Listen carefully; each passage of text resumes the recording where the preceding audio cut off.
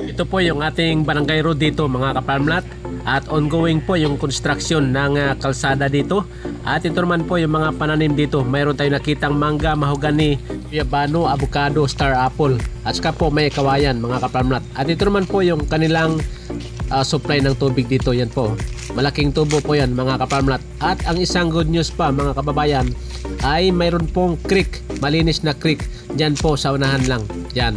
You are watching Realty Philippines TV. Please don't forget to subscribe. Ayan mga kapalmlat, good morning friends, good morning Philippines. Welcome back sa ating YouTube channel. At sa mga bago po ay huwag ho natin kalimutan na mag-subscribe para po lahat ng mga lupa na ating ipinakikita ay updated kayo mga kapalmlat. Yan, nasa 70% yung flat area nitong property mga kababayan, at ito po ay 1 hectare lamang. At tayo po ay nasa Antipolo City. Yan, may mga muhon na po ito mga kapamlat, naka-frontage mismo sa Barangay Road. At dyan po sa baba yung ating creek mga kapamlat. Malakas po yung tubig. At yan naman po yung bamboo mga kapamlat na pwede ho natin gamitin paggawa ng ating cottage. Ayan mga kababayan, may nakita pa tayong niyog at saka saging.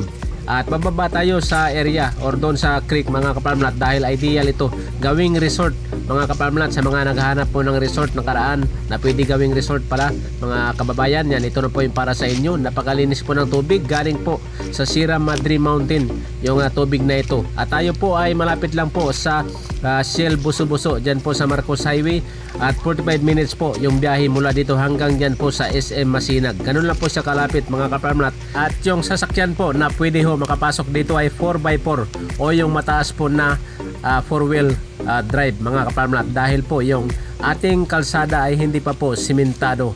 Okay?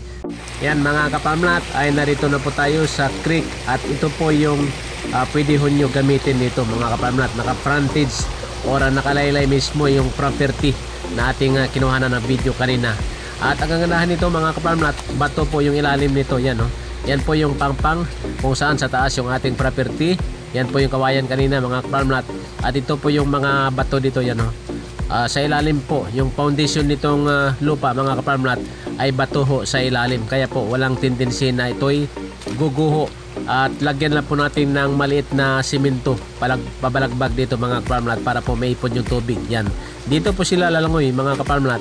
At yan naman po yung tubo papunta sa isang community dyan sa unahan. Yan po, pinanggalingan yan mga kapalmlat ay spring. Okay, napakalinis na lugar yung area na ito dahil wala pong community gaano dyan sa unahan. Yan, ito po yung kawayan kanina na ating nabidyohan doon sa taas. Yan po yung mga nakatanim dito, kawayan at saka niyog at saka po kahoy gubat mga kapalmlat. Tingnan nyo mga kapalmlat, yung tubig po napakalinis yan. Kahapon po yung mulan dito bumaha mga kapalmlat, pero sandali lang po luminaw ulit yan mga kababayan dahil walang gaanong gumagamit ng lupa maliban po sa pagbubuldos mga kapalmlat. Yan, yung karatig lugar po natin ay puro kakahuyan. Okay, ito po yung foundation nitong property, bato po sa ilalim mga kababayan. Yan, at yan po yung details nito ay ilagay natin sa ating title mga kapalmlat, pati yung presyo i-finalize pa natin ito mga kapalmlat bago i-post. At yan po, marami po salamat at muli from Antipolo City, ako yung kapalmlat Rosino Saminyan. Kayo po ay nakikinig at nanonood sa inyong #1 real estate referral channel, Realty Philippines TV. Mabuhay tayong mga Pilipino.